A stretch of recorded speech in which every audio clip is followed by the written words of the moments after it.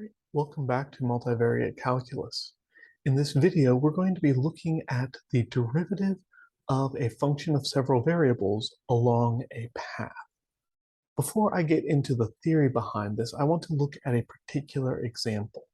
So let me get my head out of the way, and let's take a look at a relatively simple function.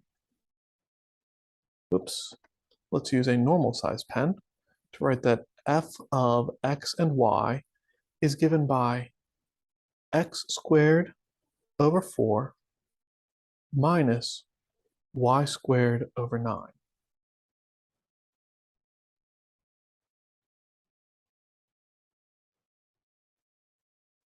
And I'm going to use computer software to graph this thing, but before I do that even, I want you to recognize that this is the equation of a hyperbolic paraboloid. If we set z equal to f of x and y, we'll get the graph of a hyperbolic paraboloid.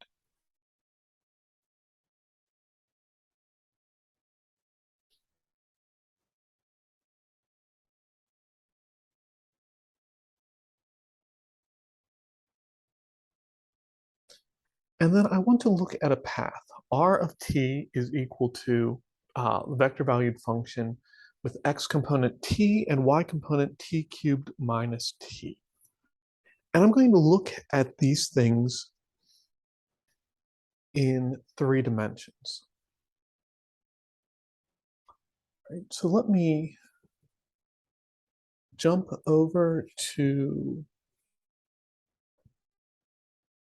this one that doesn't have my head in the way, and we'll take a look at this curve. Right. And if I even get the curve out of the way for a moment, and I look straight down, you can see the path, t cubed minus t, given here in the xy plane. And then if I graph my curve, we get the hyperbolic paraboloid, which has a cross-section of a parabola going upward or going downward, and all told gives you that unique saddle shape. So the thing that I'm going to do, I'm going to imagine that this path that we're looking at is going to define a cylinder. So extend that graph perpendicular upwards and downwards, and look at where it intersects with the curve. And I've just gone ahead and plotted that, right? X component and Y component are as given, and then Z component is plug in the value of X and Y. And you get a curve that's, again, top down following the path we're looking at, but side on following the paraboloid. All right, let's get everything else out of the way and look at just this curve. You can see that it has this tendency to go upward and downward, and depending on where you're looking at it, it will change the character of it. I can graph just that curve. And that's the curve that I want to be paying attention to. It would be better if I changed to an arc length parameterization for this curve before I graphed it. Doing so would stretch out the x and y, or the x-axis as it's drawn here, but the curve would still be the same general shape, and that's what we're really looking at. All right, so that's the basic idea I'm talking about when I'm talking about following a curve or following a surface along a path. I'm thinking about a path in x and y, and I'm lifting that path up and taking a cut of a 3-dimensional surface along that path. And I'm tracing the height of the curve, and I'm making that the value of my new function.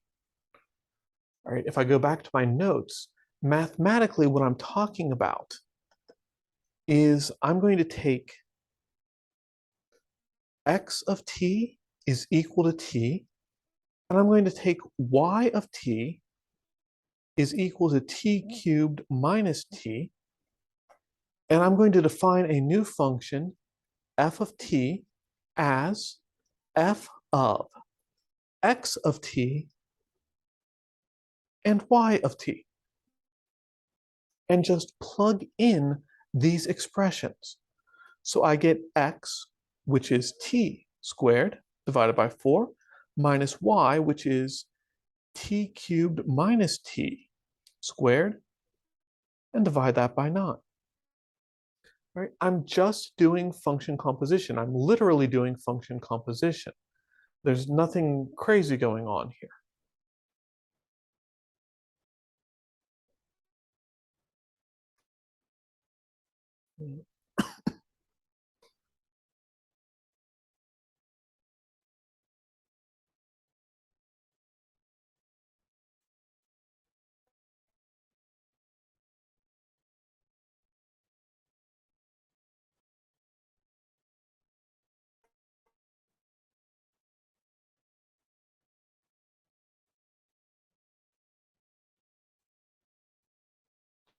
So when we're talking about a path derivative,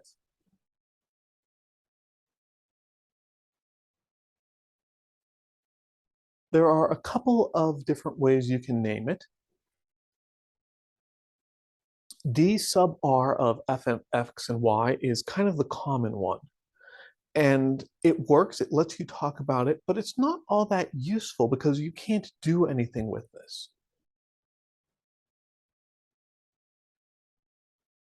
Instead, what I'm going to do is this f of x of t and y of t. If I instead think about that as f of t is equal to f of r of t, then I can take the derivative dr. This is going to simply be the derivative with respect to t of f of t.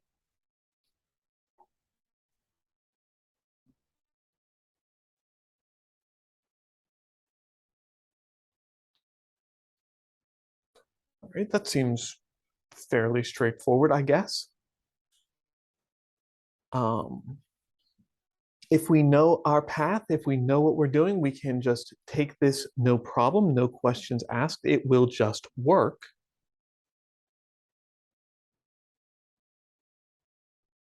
But that doesn't always quite help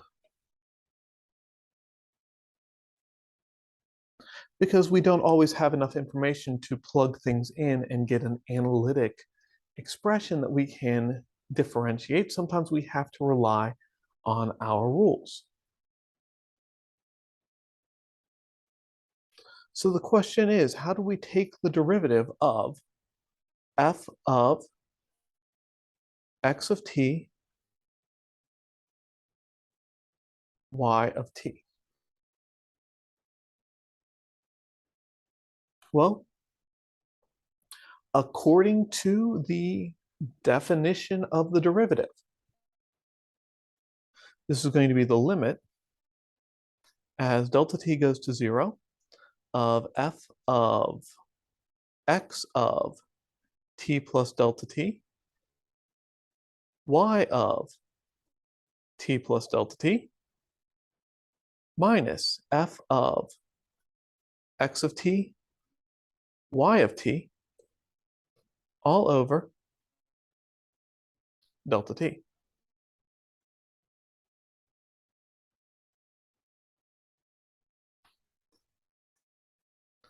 And in order to try to figure this thing out, I'm going to use mathematicians' favorite trick. I'm going to introduce something that does not exist. And in this case, this thing I'm going to introduce that does not exist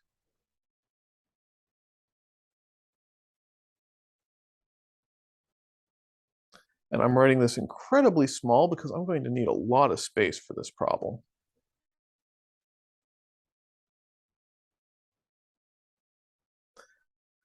But I'm going to subtract kind of the mixed evaluation. I have x of t plus delta t, y of t plus delta t, and then I also have x of t, y of t. I don't have anything that mixes the two. But if I introduce something, f of x of t plus delta t and y of,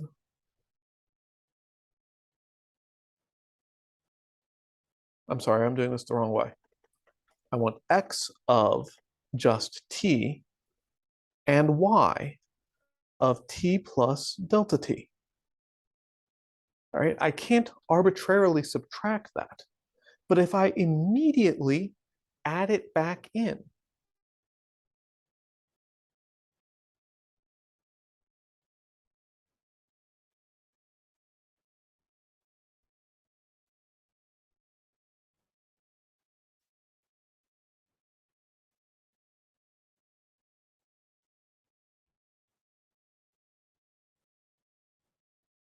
then I haven't changed anything at all. I've taken something that looked fairly straightforward, I've made a complete mess of it, but I haven't changed anything.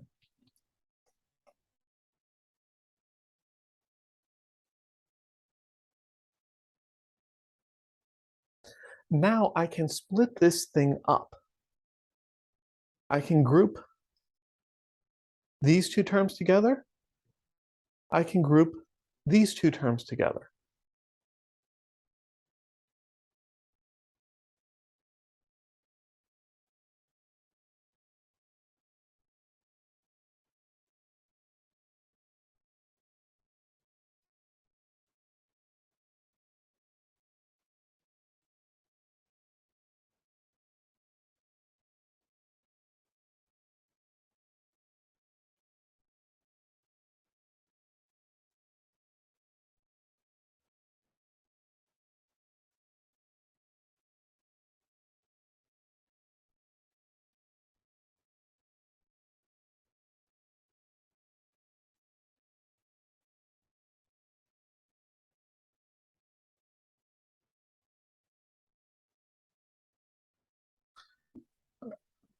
And for the sake of space, I'm just going to look at this first term.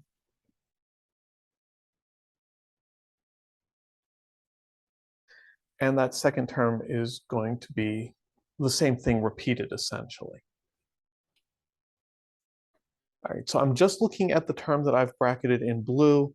I'm claiming that the term that I've bracketed in red is going to follow the exact same process, but I'm going to run out of space. So in order to avoid running out of space, I'm going to reintroduce this at the end of everything.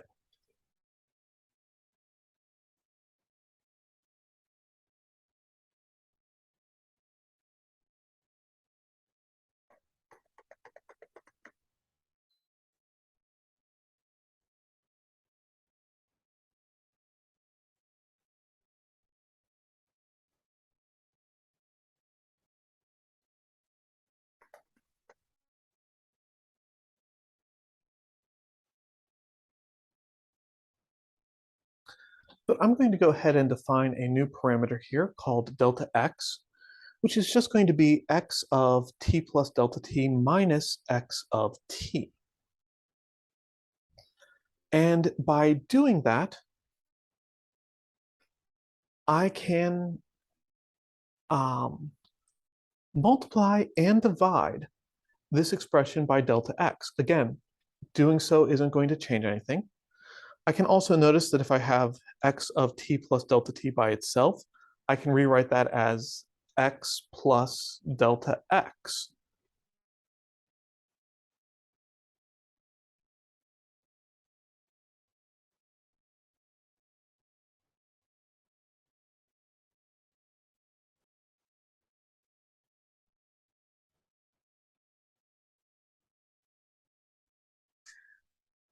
And I'm going to go ahead and for shorthand, because the only time y appears in the blue here, it's written as y of t plus delta t. I'm just going to call it y now for the sake of trying to make this all fit.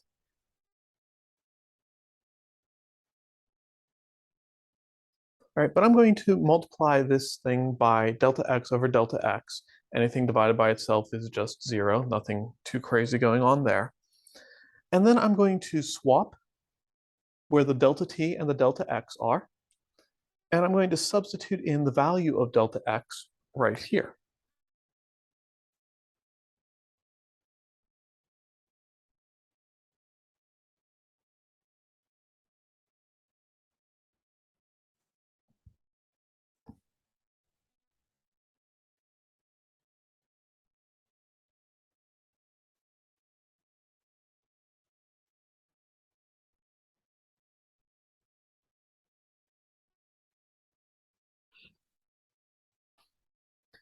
And now I have the product of two things, and I can split my limits up.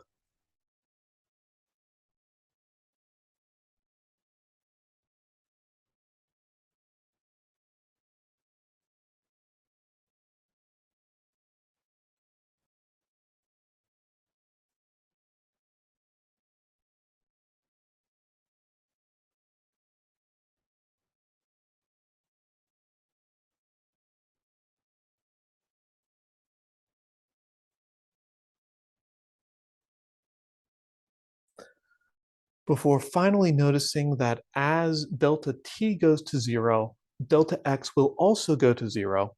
So I can actually change this limit of integration. The limit as delta x goes to 0 of f of x plus delta x and y minus f of x and y all over delta x, and the limit as delta t goes to 0 of x of t plus delta t minus x of t all over delta t. And these should look familiar. This is the partial derivative of f with respect to x, and this is the ordinary derivative of x with respect to t, right? Partial derivative of f because f is a function of several variables, ordinary derivative of x because x is a function of one variable. All right, that gave us the part that I underlined in blue. If I scroll back up and remind you that I also had a part that was underlined in red that's doing the same thing, except that the variation happens on y, I claim that that second part is going to be the partial of f with respect to y times the derivative of y with respect to t.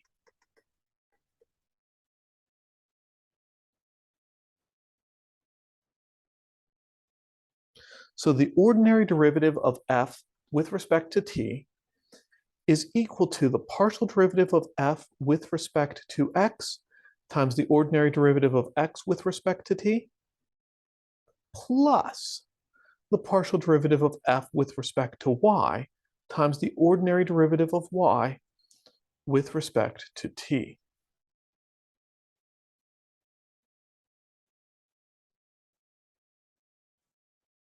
This is the chain rule.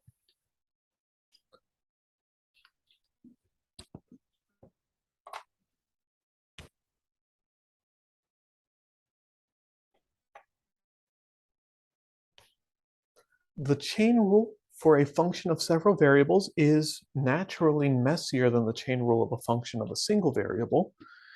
And it also, to me, always reminded me of why we care about the difference between a partial derivative and a total derivative.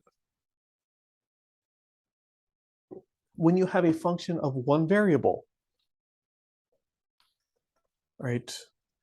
If we're looking at f of x of t, then df dt is simply df dx dx dt. It has one term because it has one component. The fact that we have a partials derivatives here is why we have to add these all together, right? The partial derivative only tells us part of the story, and we need to add together all the parts to get the entire story in using the chain rule. All right. If we extend to a function of three variables,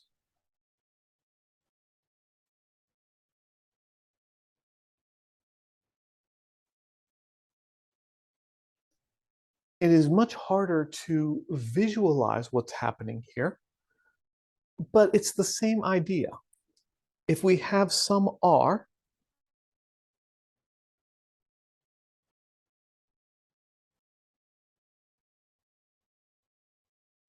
we are going to follow along that path r and find the value of f at each element in that path in order to create this new function, which will be a function of a single variable.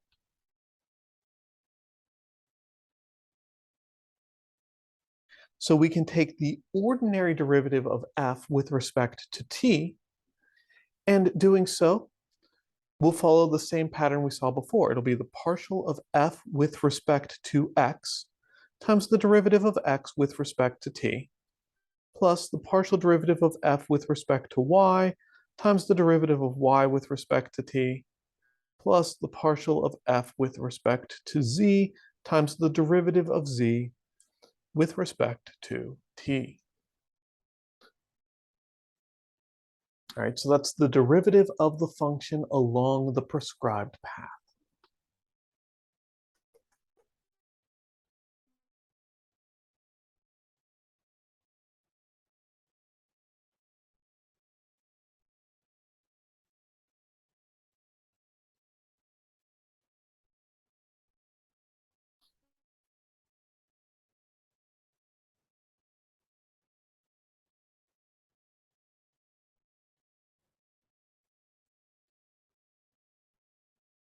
All right, so here we go.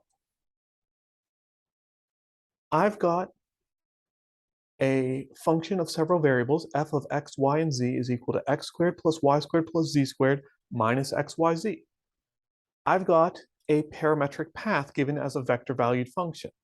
R of t has components t, 2t, and t squared.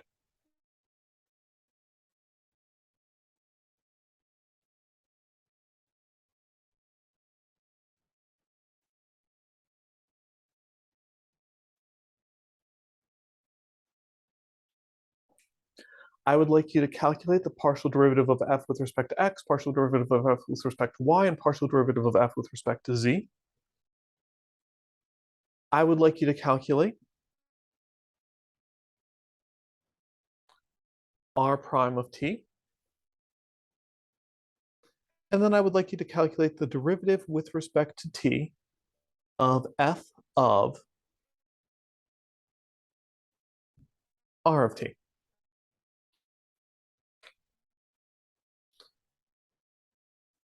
Right. In theory, my idea here is that you should take the derivative of f of r of t in two different ways. You can use the chain rule with the information that you already have, or you can use direct substitution and then differentiate the polynomial that results. What I would really like you to do is to try both methods of taking that last derivative and verify that you get the same result. But as long as you do something, I'm going to be happy with that. All right, take a few minutes playing around with these two functions, see where you end up with, and I'll see you in the next video.